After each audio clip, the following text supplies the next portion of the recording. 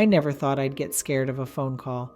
It started with an ordinary night, one of those peaceful evenings where everything seems to go right. I had just finished dinner, cleaned up, and was settling into the couch to watch TV. My phone buzzed on the coffee table. I ignored it at first, but then it rang again and again. Finally, I reached for it, expecting a telemarketer or a wrong number.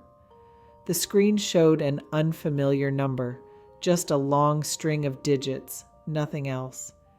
It didn't look like any phone number I'd ever seen.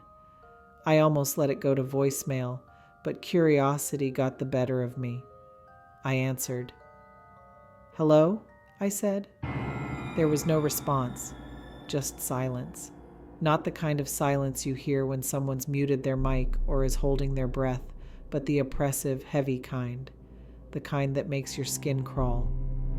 I listened harder, straining for any sound, but there was nothing. I hung up, slightly unnerved, but chalked it up to a technical glitch. But then it happened again. The same number, the same silence. I blocked the number, thinking that would be the end of it. But the calls continued. No matter what I did, I couldn't stop them. They came at random hours, day and night, always the same number, always the same silence. It wasn't until the third day that I noticed something strange. At first, I thought it was just my mind playing tricks on me. The calls would come, the silence would hang heavy in my ear, but then, just for a split second, I could swear I heard breathing.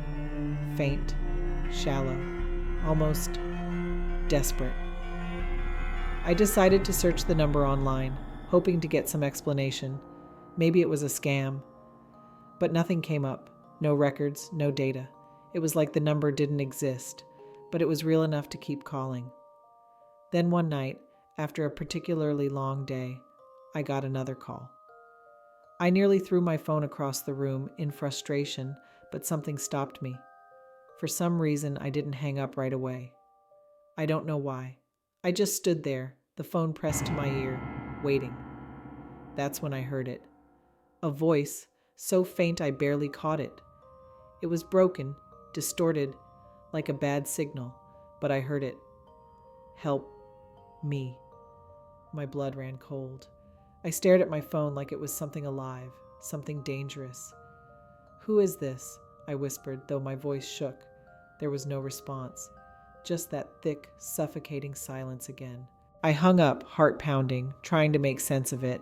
Could it be a prank? Some sick joke? But the desperation in that voice, it felt too real. I couldn't shake the feeling that something was terribly, terribly wrong. The next day, I told a friend about the calls. They shrugged it off, said I should just change my number, which I did. But that night, as I was getting ready for bed, my phone rang. The number was back. I froze, staring at the screen. It was impossible. I'd changed my number. How could this be happening? My fingers trembled as I answered. This time, the voice was clearer. "Please, help me." I felt a knot form in my throat. "Who are you?" I asked, my voice barely above a whisper. The line crackled. Then something that nearly stopped my heart. "It's me, Amy. Amy, my sister Amy. She died 6 years ago." The phone slipped from my hand and hit the floor.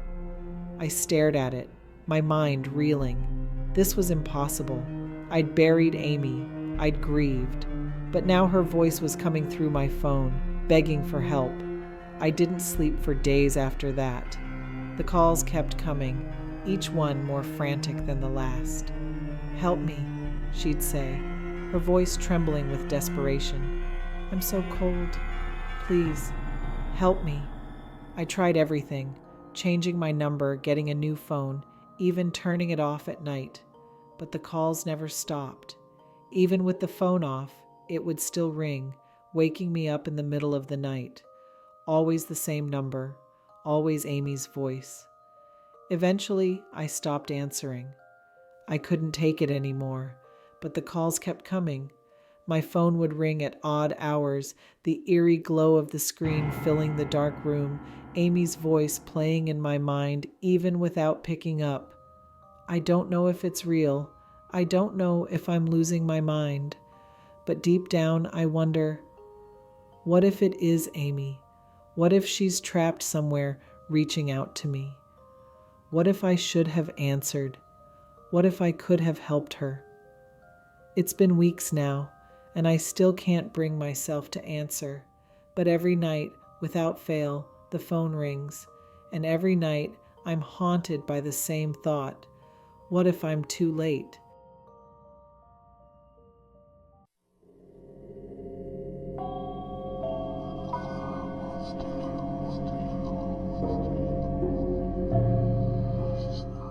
They say living alone can do strange things to a person. I never really believed it, not until the night everything changed. I moved into my small one-bedroom apartment a few months ago. The rent was cheap, the location was decent, and I liked the idea of finally having my own space. For the first few weeks, it was great. The quiet was refreshing after years of noisy roommates and shared living spaces. There was something comforting about coming home to complete silence. But then, things started to feel different. It began with little things. You know, the kind of stuff you shrug off at first, not wanting to admit something might be wrong. I'd wake up and find cabinet doors open that I was sure I'd closed before bed. Lights that I'd turned off were on when I got home from work. Sometimes I'd hear faint creaking sounds in the middle of the night, like someone walking around in the apartment above me. But the upstairs unit was empty. I tried to ignore it, told myself it was just my imagination. But as the days went on, the feeling of being watched began to grow. It wasn't constant, but sometimes when I was sitting on the couch or lying in bed, I'd get this sudden, overwhelming sensation that I wasn't alone, like someone was standing just out of sight, watching me. The hairs on the back of my neck would stand on end, and I'd feel my heartbeat quicken for no apparent reason, but I kept brushing it off. "You're just paranoid," I told myself. "You're not used to living alone, that's all." Then one night, everything changed. It was a Friday, and I had stayed up late watching a movie, hoping to unwind after a stressful week at work. By the time the credits rolled, it was close to 1 a.m. I turned off the TV, locked the door, and went to bed. I was exhausted and fell asleep almost immediately. Sometime later, I woke up to the sound of footsteps. At first, I thought I was dreaming. I lay there in the darkness, half awake, trying to shake off the fog of sleep, but the footsteps didn't stop. They were soft, slow, deliberate, coming from the hallway just outside my bedroom. My heart pounded in my chest as I strained to listen. I live alone. There shouldn't be anyone else in the apartment. For a few moments, I lay frozen in bed, my mind racing. Was someone inside my apartment? Had I forgotten to lock the door? I could feel the panic rising, but I forced myself to stay calm. Maybe I was just imagining it. Maybe it was the pipes or the building settling. But the footsteps continued, closer now. I turned my head slowly to look at my bedroom door, which was slightly ajar. The hallway light was off, so I couldn't see much beyond the doorframe, just shadows. My mouth went dry, and I felt a cold sweat break out across my forehead. I told myself not to move, to stay quiet, but my body wouldn't listen. I sat up slowly, swinging my legs over the edge of the bed, trying not to make a sound. Then I heard it. A faint whisper. At first I thought it was my imagination, but the whisper came again, clearer this time. It was a woman's voice, low and soft, like someone trying not to be heard. I couldn't make out what she was saying, but the sound of it sent a chill down my spine. I stood up slowly, my feet barely making a sound on the carpeted floor. I reached for my phone, which was on the nightstand beside my bed, and turned on the flashlight. The bright beam cut through the darkness, illuminating the bedroom, but there was nothing out of the ordinary. My breath came in shallow gasps as I crept toward the door, holding my phone in front of me like a shield. I pushed the door open wider, shining the light down the hallway. Nothing. Just an empty hallway.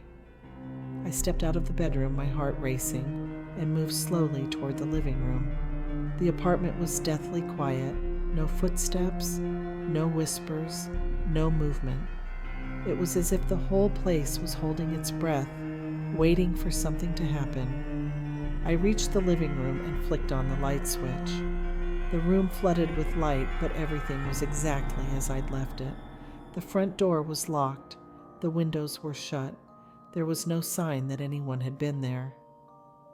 But then I heard it again. The whisper.